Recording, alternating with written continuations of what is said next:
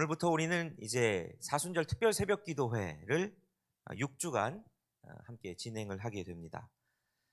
사순절을 어떻게 의미 있게 보낼까 하는 걸 우리 지난주 주일 설교 때도 함께 나눴는데, 우리는 사순절을 보낼 때 뭔가 이렇게 특별히 우리 몸의 고난을, 어떤 고통을, 좀 힘든 걸 하면서 고난에 동참하는 거, 그것보다도 우리 개신교가 사순절을 보내는 방법은 이 사순절의 고난의 의미를 묵상하고 또 부활의 소망을 다시 되짚는, 그런 식으로 우리가 사순절을 보내면 좋겠다, 이렇게 말씀을 드렸죠.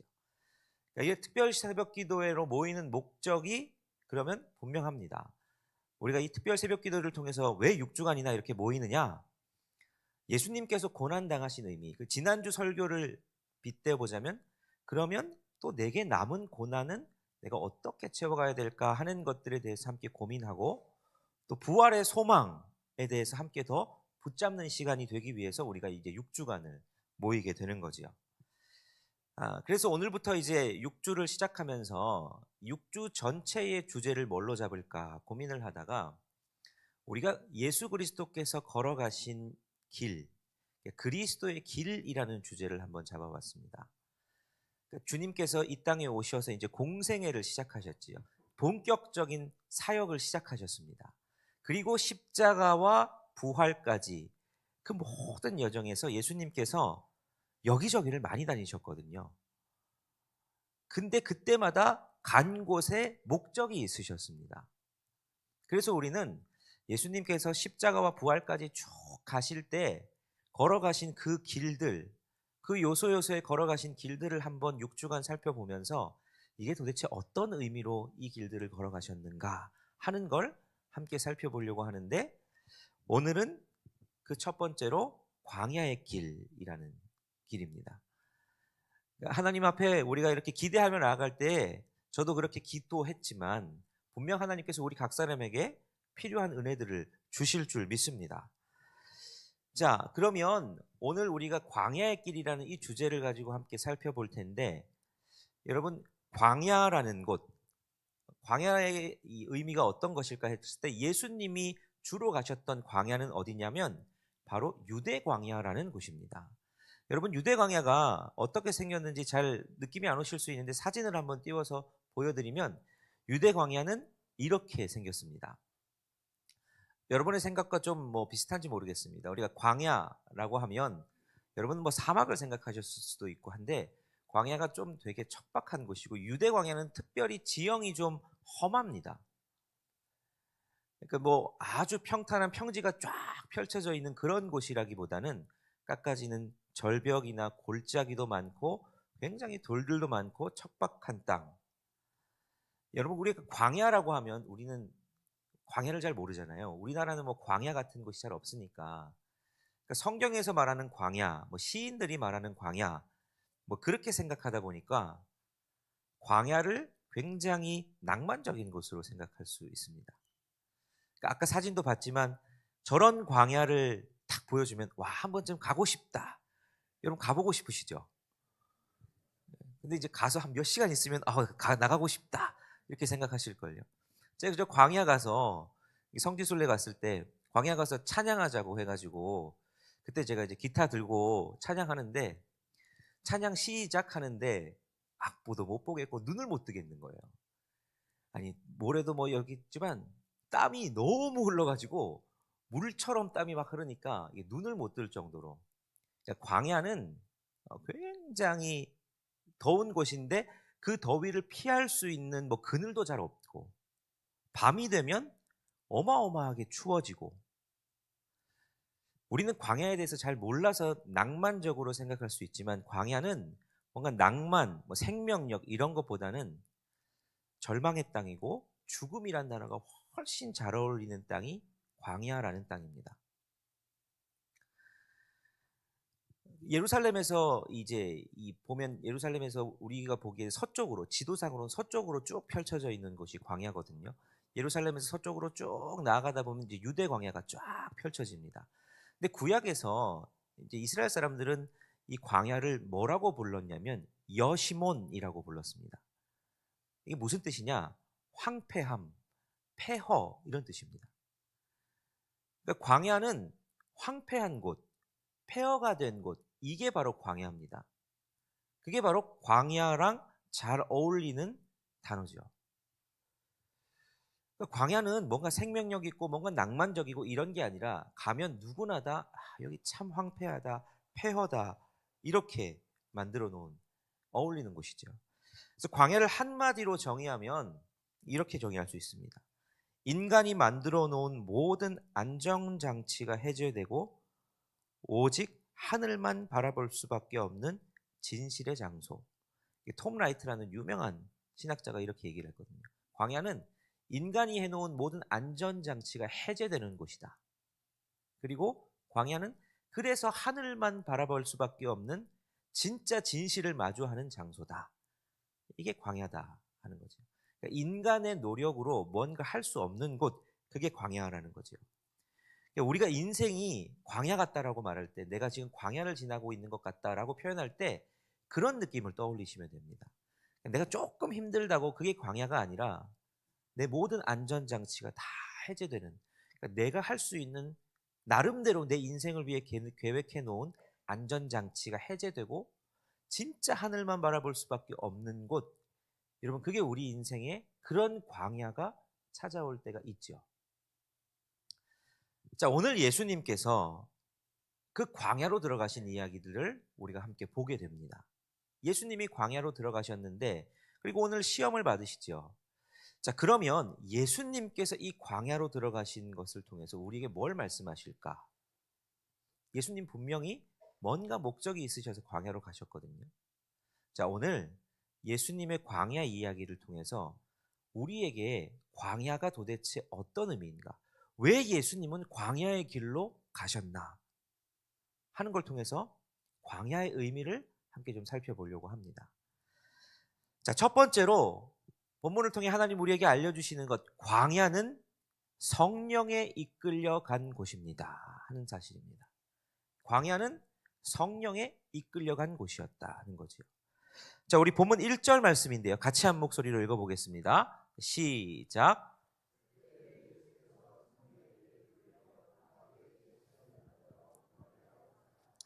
자, 여기서 분명히 본문은 말씀하십니다. 예수님께서 광야로 가신 건 뭐 길을 잃어서 가신 것도 아니고 자발적으로 가신 것도 아니었습니다. 성령에 이끌려 가셨다라고 성경은 분명히 우리에게 알려주십니다. 그러니까 뭔가 다른 사람이 억지로 밀어 넣은 것 아니고 뭔가 길을 잃은 것도 아니고 오직 그 주체는 성령이셨습니다. 성령에 이끌려서 예수님께서 광야로 가셨다라고 말씀하시죠. 여러분, 이게 굉장히 광야에 대해서 영적인 통찰을 우리에게 주는 겁니다. 우리는 흔히 우리 삶에서도 여러분 광야 같은 시간을 만나잖아요. 그럴 때 원망이 먼저 나옵니다. 하나님 왜 나한테 이런 시간을 주십니까? 왜 하필 내가 이런 일을 당해야 됩니까? 나 이 광야 너무너무 싫은데 하나님, 나 이거 오기 싫습니다. 내가 뭐 잘못했습니까? 그 반응이 우리가 먼저 나오죠. 원망과 이거 뭔가 내가 잘못해서 그런 건가. 근데 예수님께서 광야로 들어가신 이 모습을 보면 성령께서 이끌어서 나를 광야로 가게 하셨다라는 사실이 우리가 광야를 보는 시선을 다르게 만들어줍니다. 우리가 광야가 왔을 때 성령 하나님께서 지금 나를 광야로 이끄시는구나 라고 생각할 수 있는 것. 여러분, 이걸 우리는 조금 어려운 신학적인 용어로 구속사적 시각이라고 말합니다. 내 인생을 보는 시선이 구속사, 하나님께서 나를 구원으로 인도해가는 뭔가 하나님께서 내 삶에 일하고 계시는구나. 여러분, 이런 시각으로 인생을 보는 것들이 우리를 얼마나 다르게 하는지 모릅니다. 그러니까 세상 사람들은 그걸 뭐 우연이라고 말할 수도 있고 다른 사람의 탓을 할 수도 있고 뭔가 내가 잘못이라고 볼 수도 있지만 그리스도인들이 이런 시각, 구속사적 시각을 가지면 성령께서 지금 나를 광야로 인도하셨구나라는 것을 깨달을 수 있으면 광야를 보는 눈이 달라질 수가 있는 거지요. 자, 그러면 왜 예수님을 광야로 인도하셨을까? 이게 광야가 예수님에게 반드시 필요했기 때문입니다. 근데 그 구체적인 목적에 대해서 아까 1절은 뭐라고 말씀하시느냐? 마귀에게 시험을 받기 위함이었다라고 말씀하십니다. 하나님이 성령님께서 예수님을 광야로 인도하신 목적이 광야에서 마귀에게 시험을 받으려고. 여기서 이 시험이라는 단어가 어떤 의미일까? 제가 영어로 이렇게 했을 때 성경에 시험이라는 단어가 여러 번 나오는데, 저번에도 설교를 통해서 말씀드렸는데 시험에 이 해석할 때 영어로 두 가지의 해석이 가능하다고 그랬습니다. 첫 번째 시험은 temptation, 유혹이라고 말할 수 있는 시험이 있고, 두 번째 시험은 테스트, 우리를 테스트하는 것, 훈련하기 위한 목적이 있는 시험이 있을 수 있다라고 말씀드렸습니다. 그러면 요때의 시험은 뭐냐? 영어 성경에서 뭐 NIV나 킹 제임스 버전이나 모든 영어 성경이 똑같은 단어를 번역하는데 그게 뭐냐? tempted라는 단어로 번역합니다. 그러니까 마귀에게 시험을 받으러 가셨다라는 건 마귀에게 유혹을 받기 위해서 가셨다는 겁니다. 그러니까 마귀의 유혹을 받기 위해서 성령께서 광야로 예수님을 몰아가셨습니다. 그러니까 이 시험은 유혹이죠. 그런데 성경은 단순히 마귀의 유혹이라고 하지만 표현하지 않지만 성령께서 마귀의 유혹을 받기 위해 예수님을 데리고 가신 건 그건 단순히 템테이션이 아니라 성령님의 의도가 있으셨지요. 그 의도가 바로 테스트입니다. 그러니까 훈련입니다. 마귀의 유혹이라는 그 유혹을 통과하는 훈련을 위해서 성령께서 예수님을 광야로 데리고 가시더라 하는 겁니다. 때로 하나님께서 우리 삶에 이런 일들을 행하신다는 거죠. 마귀의 유혹, 사단의 공격, 여러분 이런 것들이 우리 삶에 있습니다. 근데 그것조차도 우리가 무엇으로 볼 수 있는 시각이 있어야 되느냐? 지금 성령께서 내 삶을 인도해 가시는데 마귀의 유혹이라는 마귀의 공격이라는 이걸 통해서 나를 테스트하거나 훈련하고 계시는구나 라는 것으로 우리의 삶을 볼 수 있는 시선이 있으면 여러분 우리 삶의 문제들을 볼 수 있는 다른 눈들이 열리는 거죠. 여러분 잘 알듯이 이런 은을 재련하려면 어떻게 합니까? 용광로에 가까이 가져가죠. 그 용광로를 통해서 계속 무슨 작업을 합니까? 불순물을 걸러내는 작업을 합니다. 용광로는 뜨거운 겁니다. 나를 유혹하고 나를 고통스럽게 하는 거죠. 근데 그걸 통해서 성령님께서는 뭘 하시는 겁니까? 연단하시는 겁니다. 훈련시키시고 우리를 빚어가시는 거죠. 여러분 이 시선을 가지는 것, 그게 우리가 광야를 대하는 올바른 시선이다 하는 겁니다. 자, 그러면 두 번째로 하나님께서 말씀하시는 건 또 뭐냐? 광야는 결핍에 대한 유혹이 있는 곳입니다. 성령께서 광야를 이끌어 가셨는데 그리고 마귀에게 유혹을 받게 하셨는데 그 유혹이 뭐냐? 광야는 결핍에 대한 유혹이 있는 곳이 광야다 하는 거죠. 자, 우리 2절 말씀 같이 한번 읽어보도록 하겠습니다. 자, 시작.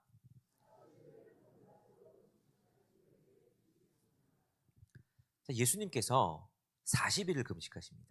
여러분 40일 금식 해보셨습니까? 꿈이라도 꿔보셨습니까? 뭐 저는 부끄럽지만 전 일주일도 금식 안 해봤거든요. 길어봤자 5일 아니면 3일. 일주일 금식도 너무너무 힘들어요. 금식 해보신 분들은 아시겠지만 이게 한 3일 지나면서부터는 제 내 정신이 아니거든요. 먹고 싶은 것들에 대한 마음이 막 어마어마하게 커집니다.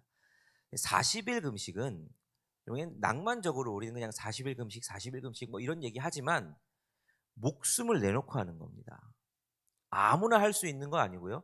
40일 금식하다가 돌아가신 분들도 부지기수로 있습니다. 이거 누구나 쉽게 흉내낼 수 있는 거 아니거든요. 그러니까 예수님께서 40일 금식을 광야에서 하셨다. 예수님이 쉽게 이 시험 이기신 거 아닙니다. 그 연단이 결코 쉬웠던 것이 절대로 아닙니다. 근데 그렇게 40일을 금식하시고 줄이셨습니다. 그때 마귀가 뭘 유혹하느냐? 네가 하나님의 아들이면 이 돌을 떡으로 만들어서 먹어라. 이 유혹하거든요. 예수님의 가장 결핍을 가지고 지금 마귀가 유혹하고 있는 겁니다. 마귀의 유혹은 항상 우리의 가장 근본적인 약점, 결핍, 부족함을 늘 건듭니다. 그러면서 이걸 채울 수 있다고 우리를 유혹합니다. 아주 원초적인 것들을 건드리거든요. 예수님이 얼마나 힘드셨는지, 예수님의 고난이 얼마나 힘드셨는지 이반 크람스코이라는 러시아의 화가가 광야의 그리스도라는 그림을 그렸습니다. 그림을 한번 띄워주시면, 자, 저게 예수님의 모습이라고 이제 작가가 상상해서 그린 거죠. 그러니까 아주 여유로운 모습도 아니고, 지금 여러분들이 잘 보이실지 모르겠지만 굉장히 수척해지고 눈이 쑥 들어간 모습으로 축 처진 힘이 없어서 날카로운 바위에 그냥 털썩 앉아 계시죠. 손은 마를 대로 마늘어서 뼈가 앙상하게 보입니다. 저걸 통해서 이 작가는 뭘 말씀하고 싶으셨냐? 예수님이 광야에서 얼마나 힘드셨는지를, 광야가 얼마나 예수님에게도 힘든 곳이었는지를 말씀하고 싶은 거지요. 저런 예수님에게 돌을 떡으로 만들어 보라는 유혹은 너무너무 원초적이고 결핍을 자극하는 유혹이었습니다. 그 이후에 또 뭐라고 말합니까? 마귀가 뭘로 유혹합니까? 너 높은 성전 꼭대기에서 한번 떨어져 봐라. 야, 천사가 네 발을 받치지 않겠냐? 또 뭘로 유혹합니까? 너 내게 절하기만 하면 이 천하 만국의 모든 권세와 영광을 네가 다 가질 수 있다. 그럼 40일 금식하면 이런 마음 안 되겠습니까? 내가 뭐 한다고 무슨 부귀영화 보자고 이러고 있나? 내가 도대체 뭐 한다고 이러고 있나 하는 자괴감이 들기도 할 거고. 여러분, 그 모든 자괴감과 그 속에서 사단이 유혹하는 건 가장 원초적인 본능입니다. 근데 여러분, 사단이 유혹하는 건 늘 똑같습니다. 사단이 지금 뭘로 유혹합니까? 돌을 떡으로 만들어라. 너 성전에서 뛰어내려 봐라. 근데 천사가 받쳐주면 사람들이 너 열광할 거다. 그리고 너 내게 절하면 너 모든 영광, 모든 명예 다 가질 수 있다. 여러분, 이건 사실 늘 사단이 해왔던 유혹입니다. 창세기에 보면 뱀이 하와에게 했던 유혹도 똑같습니다. 선악과 뭐 어떻게 보였다 그럽니까? 이게 보암직도 하고 사람들이 보기에 좋다는 겁니다. 신약에서는 이걸 안목의 정욕이라고 표현하기도 합니다. 먹음직도 했답니다. 여러분, 돌을 떡덩이로 만들면 얼마나 먹음직하겠습니까? 육신의 정욕. 그리고 지혜롭게 할 만큼 탐스러웠던 게 선악과입니다.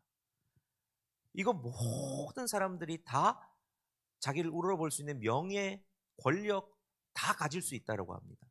이생의 자랑. 여러분, 이건 사단이 늘 처음부터 해왔던 욕구이고 아담과 하와가 부족했던 결핍을 자극하는 욕구이고 하나님처럼 되고 싶어하는 인간의 가장 깊은 본성을 건드는 유혹입니다. 여러분, 그래서 이 사단의 유혹은 무슨 유혹이었느냐? 결국은 처음 태초부터 아담에게 해왔던 유혹이었습니다. 인간의 가장 깊은 내면을 건드는 유혹이었던 거죠.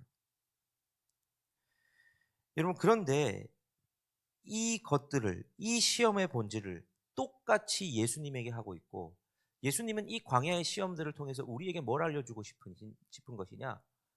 광야의 유혹과 광야의 시험 본질은 결국 선악과, 태초부터 우리의 깊은 내면의 본질, 죄에 대한 문제를 건드는 것이다 라는 걸 우리에게 알려주고 있는 거죠. 우리 시험의 본질은 그런 겁니다. 여러분, 광야를 지날 때 여러분의 삶의 문제가 생길 때 건강의 문제가 생길 수도 있고 먹고 사는 문제가 생길 수도 있고 관계의 문제가 생길 수도 있고 모든 문제를 하는데 결국 본질은 뭐냐? 너 하나님의 기준 선택할 거냐? 세상의 기준, 사단의 기준 선택할 거냐? 여러분, 그 문제 가지고 우리를 내면의 가장 깊은 문제를 건드리고 있다라고 하는 거죠. 예수님께서 광야에 가서 이 시험을 받으신 이유가 뭐냐? 결국은 십자가와 부활까지 가셔야 되는데 우리의 가장 깊은 죄의 문제를 공생에 시작하면서부터 그 문제에 대한 답을 가지고 시작하시는 게 예수님의 광야의 시험이었습니다. 결국 광야는 우리의 죄와 마주하는 겁니다. 육체의 본성과 마주하는 겁니다. 그래서 너 그 광야에서도 하나님 붙들래 아니면 네가 살아왔던 세상의 식, 사단의 식을 붙들래, 이 문제 가지고 씨름하게 하는 곳이 광야라는 거죠. 우리의 가장 약점을 건드는 겁니다. 자, 그런데 세 번째로 예수님께서 알려주시는 건 뭐냐? 광야는 말씀으로 승리할 수 있음을 경험하는 곳입니다.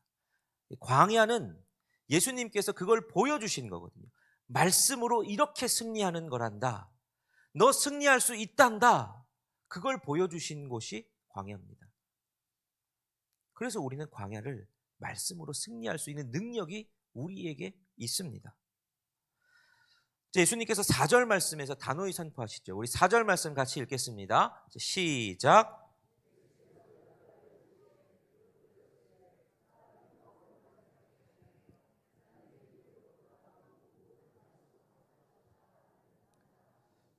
자, 예수님 뭐라고 말씀하십니까? 기록되었을 때 하면서 말씀, 자, 이겁니다. 사단은 자기 기준을 제시합니다. 야, 이거 먹어도 돼. 돌 떡으로 만들어 봐. 성전에서 뛰어내려 봐. 야, 얼마나 사람들이 너한테 열광하겠냐. 천하만국의 권세, 야, 얼마나 너 멋있어 보이겠냐.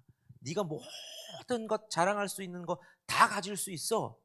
그 기준을 들여내는데 예수님은 무슨 기준을 들이매십니까? 기록되었으되 하며 말씀을 들이미십니다. 하나님의 기준을 들이미시는 겁니다. 그러면서 이렇게 승리하는 걸 한다라는 걸 우리에게 보여주시는 것이 광야였습니다. 톰 라이트가 이 장면을 이렇게 해석합니다. 이스라엘 백성은 과거 40년 동안 광야에서 철저히 실패했습니다. 마실 물이 없다고 원망하고 애굽의 고기가마 곁을 그리워하며 금송아지를 만들었습니다.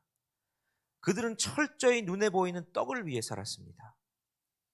그러나 참된 이스라엘로 오신 예수님은 그 40년의 기나긴 실패를 40일의 철저한 금식과 순종으로 완전히 뒤집어 엎으셨습니다. 예수님께서 40일 동안 광야에서 행하신 건 이런 거였습니다. 아담은 보암직도 하고 먹음직도 하고 지혜롭게 할 만큼 탐스러워 보이는 그거 그대로 먹었습니다. 그러므로 말미암아 죄를 지었지요. 아담은 실패했습니다.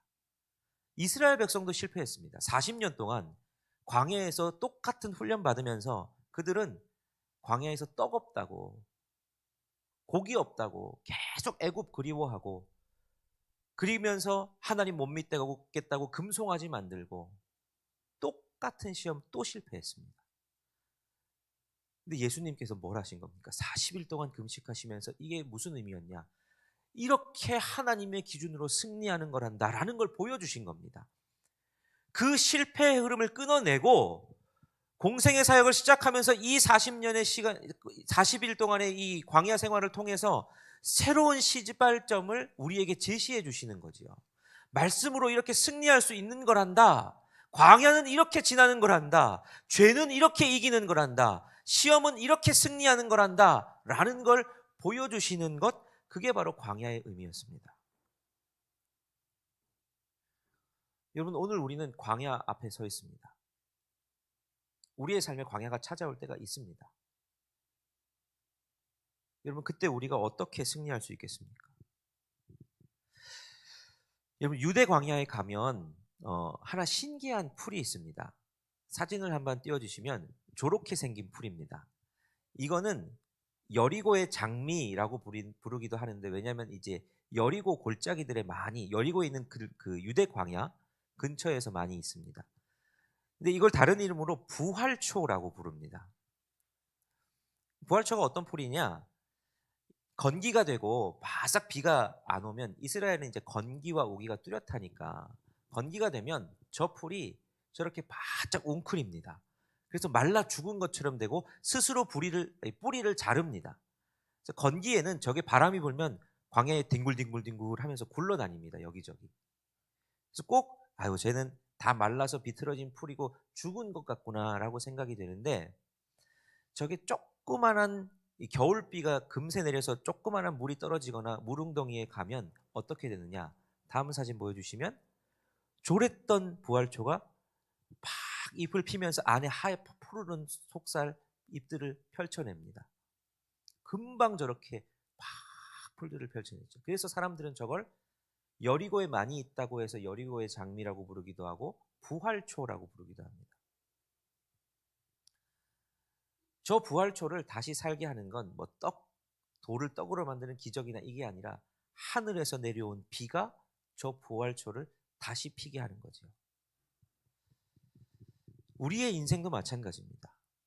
여러분, 광야를 지난다는 거, 내 안전장치가 다 끊어지는 겁니다. 내가 밑에 박혀있던 뿌리들을 다 잘라내고 뒹굴뒹굴 광야를 지나셔가는 시간은 고난이지요.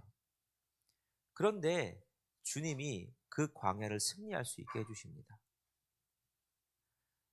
여러분, 우리가 광야를 내가 그냥 잘못해서 뭔가 그냥 운이 없어서 그렇게 바라보지 않고 성령께서 지금 나를 이끌고 계시는구나. 목적이 있으시구나. 그리고 나를 유혹하는 존재가 있구나. 이 유혹이 내 가장 약점을 건드리는구나. 죄의 가장 깊은 근원을 건드리는구나를 알면, 그리고 나아가서 예수님을 바라보고 예수님이 말씀으로 승리하셨듯 나도 하나님의 기준으로 승리할 수 있구나라는 사실을 알면 우리는 이 광야의 길을 승리할 수 있습니다. 주님께서 그거 보여주시려고, 먼저 그거 우리에게 깨닫게 하시려고 광야의 길을 걸어가시고 40일간을 증식하시며 광야의 시간들을 보내고 승리하셨습니다. 이 승리가 이미 우리에게 있습니다. 혹시 여러분의 삶 가운데 광야 같은 시간들을 지나는다고 생각이 드시는 분들이 있으시면 여러분, 이 주님을 오늘 바라보시면 좋겠습니다. 우리는 광야에서 승리할 수 있습니다. 광야는 우리가 영원히 머물 땅이 아닙니다. 주님이 우리에게 이 광야를 어떻게 지나야 하는지를 이미 보여주셨습니다. 이 사순절 기간을 보내며 우리 삶의 광야를 다른 시각으로 볼 수 있는 저와 여러분이 되시면 참 좋겠습니다.